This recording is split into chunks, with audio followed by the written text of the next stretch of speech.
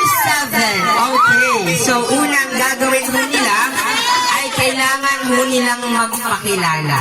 Okay? So, for example, larang pa dito, pumunta sa gitna, at sasabihin, ay hindi, dito ba kayo pwede oro? Yes, dito na po kayo.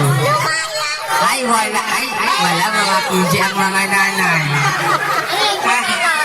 Let's make this fun. This is a birthday celebration. This should be fun. Once again, calling all yung mga candidates mo natin kanina. Tayo lang naman ang nandito. Ma'am.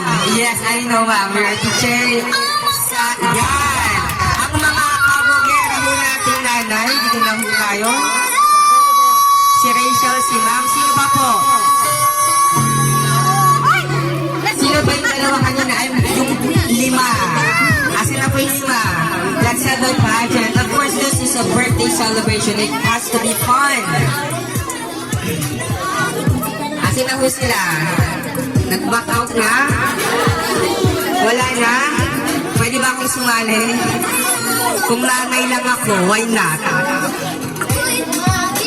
Opo pala, nanay po pala ako. Nanay po ako ni Andre. Dahil ako po isang teacher advisor po ako nila.